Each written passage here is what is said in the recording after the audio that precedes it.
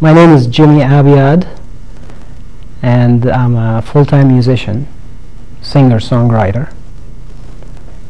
And how it all started was, I must have been 4 or 5 years old in a kindergarten in Egypt.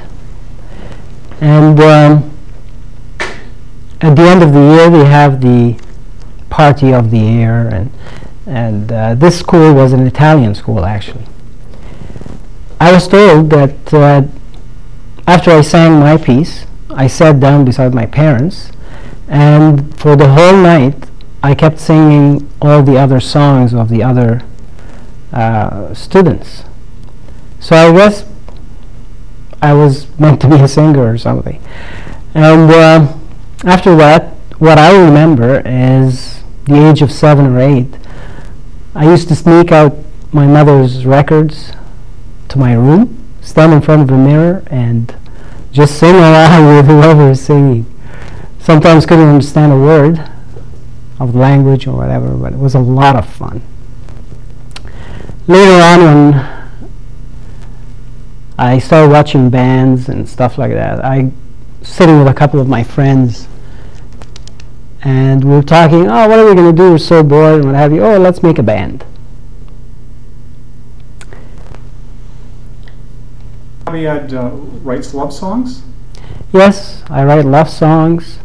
I write fun songs. I also write serious songs. What's the heaviest subject you've ever done? Actually, my latest song, it's called Hand in Hand, and it talks about parents learning from their children, actually. The first line says, lessons to learn when a child is born. And basically, it shows that we're all equal. If we look at that child, when the child is born, is in the purest form. They don't see, they don't hear, they don't know anything of what we have set in our lives, be it good or bad.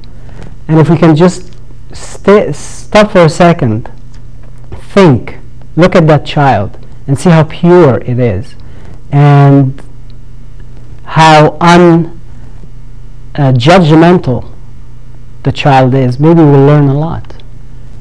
Okay, tell me about instrument technique, and that could apply to for voice. Basically, each instrument has its own technique and own approach. For instance, if you are a drummer, you have certain techniques with the wrist movement, and as well as incorporating showmanship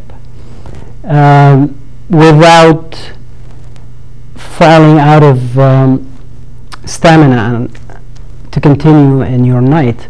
For vocals, for instance, it's a totally different approach. It combines your imagination, your physical wellness, as well as your technique that you would learn either from a teacher or from experience.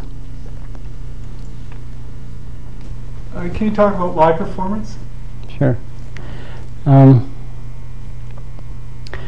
it comes to stage performance, you basically need to forget all that you've learned theoretically and start communicating with the people, being really, really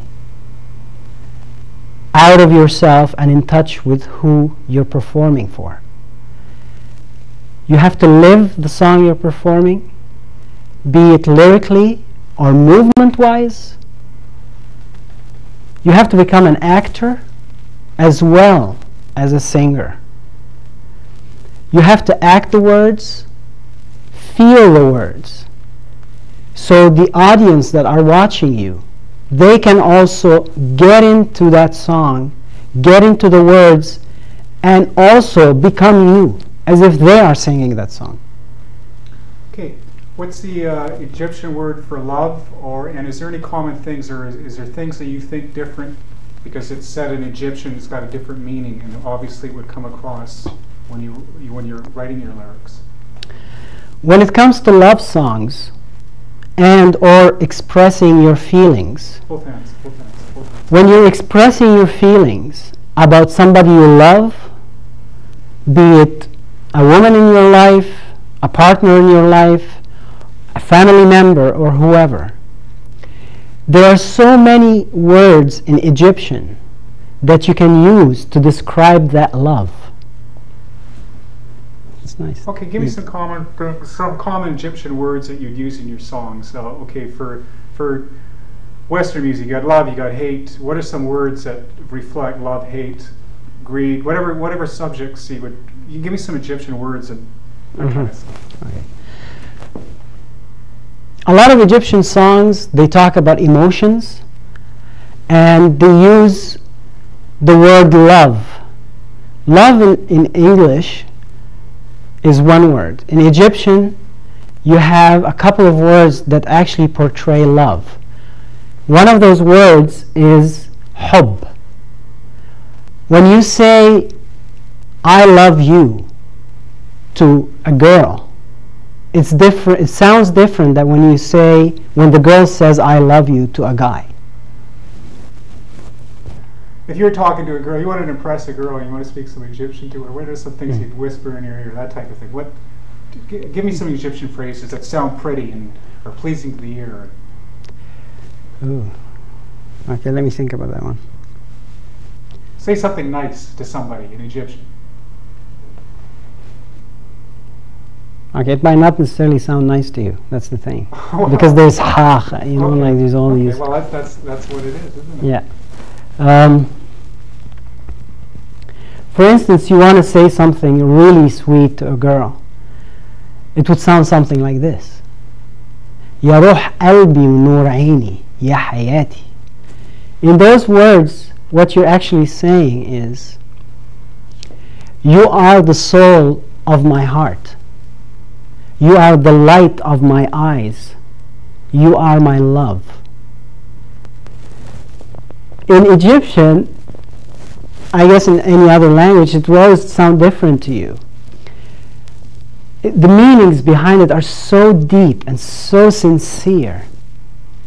If you could only understand what the words are, they will touch you. My belief is there is a reason why each one of us is here. I believe that I'm here to reach people with my music, with my lyrics, with my performance, to make them relate to what I'm saying. Either they had the same experiences I've had, or I was able to address a situation that they are concerned about or care for. When I do that, then I am fulfilled. I believe that reaching the public with my songs, make them happy, make them cry, make them understand things they didn't understand before, is why I'm here. Thank you.